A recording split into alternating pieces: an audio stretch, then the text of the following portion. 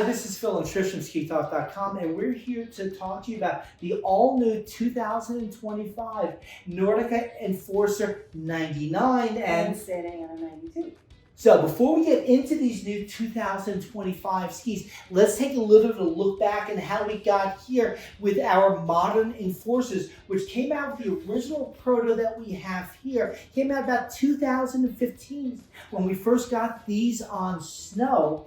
And these were such cool skis when they came out. They really set the bar for skis in that 98 to 100 millimeter category. And what I thought was really cool about this ski, one was this black as my soul graphic on it. It was just a simple Nordica that just stood out so nice on it.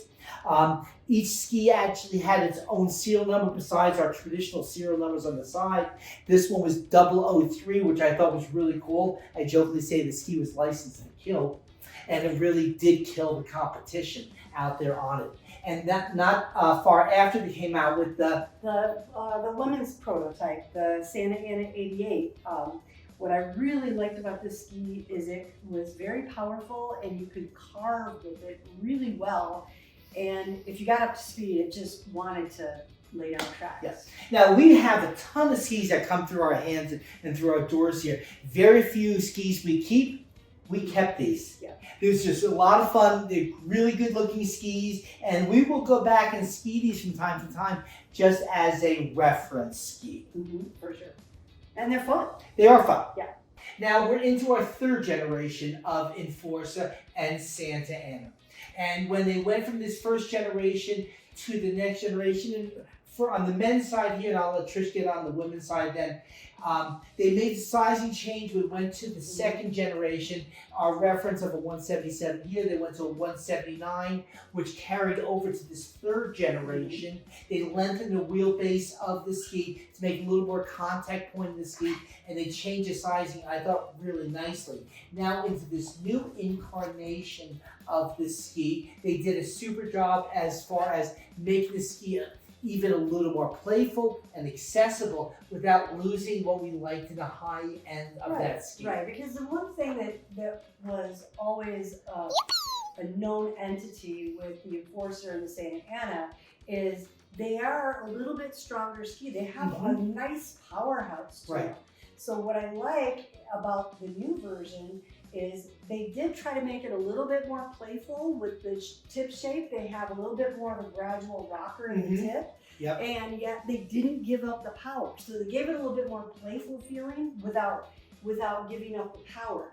The other thing that they did is they made it so the tail releases. So if you have a lower edge angle, or maybe you're not quite up to speed, if you're going a little bit slower speeds and don't have as high edge angles, that tail will release a little bit nicer than the previous generation, so that you don't get hung up a little bit. So if you're in the moguls maybe, and you don't want that tail to get hung up, it releases a little bit better. And that's where I noticed the difference in this new generation, how playful it was in those bumps. Yeah. So, I mean, we get the question a lot, what's a good ski in this range that's good in the bumps? Yeah. And that's where this ski does a super job. That way, we've got a nice elongated tip here, which allows that tip to come up out of that bump. But it's the tail end of that ski that allows that ski to be worked through the moguls, and it allows for the versatility of this ski. Well, a few days ago, we took both these sets of skis into Sunset, which is a big steep bump run at Mount Rose. We still had a bit of rock exposure. I mean, we've gotten some nice snow, but still a little bit of rock exposure. One of the things that I was really happy with is that when I'm going around and all of a sudden I see a rock, it allowed me to release that tail and make that quick movement so that I could avoid the rock. Yeah, they did a good job with that. And the other thing that I like that they've done with this ski, and they've noticed expanded through the generation, is scaling the size and the constructions of the skis. The shapes are, I mean, minute differences in the tip and tail, but it's the construction and the metal that really makes the difference as they get into the different sizes along the way. Now, your Enforcer 99 has 2 full sheets of metal. The women's skis, though, have tailored metal. So the metal is tailored for what the ski's purpose is. So the 92 is going to have the metal in it slightly different than the narrower skis or even the wider skis. Mm-hmm.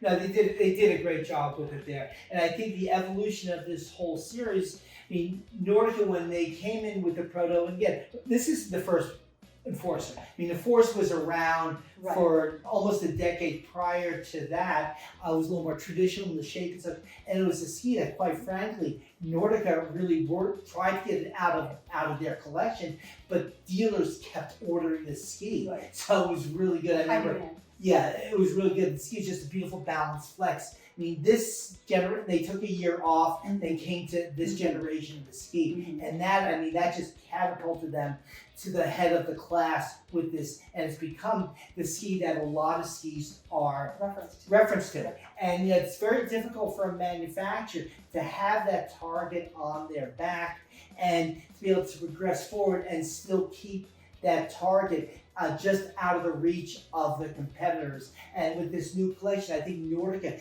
did a really good job with that. Yeah, I'm really pleased. Yeah, both on the men's and women's side. I like what they did with the sizing of it. And they took some of on the bigger collection, they had the Nordica Freeze, the Enforcer Free collection, and took some of that into this. And I think that's where that playfulness and such came over. That's where that tail shape and a little bit more of that rocker comes over from the free side. I think they did a good job in that. They've got two really fun collections of skis here because in the end, skiing is fun. I'm Montos White. Skiing is fun, but so is snowboarding. If you enjoyed this informative video, hit that bell, subscribe so that you'll stay up to date on the new videos, and check out SkiTalk.com for more ski-related content. Also, please follow SkiTalk.com on all of your social media channels. And remember, no matter how still you are, Ben Stiller.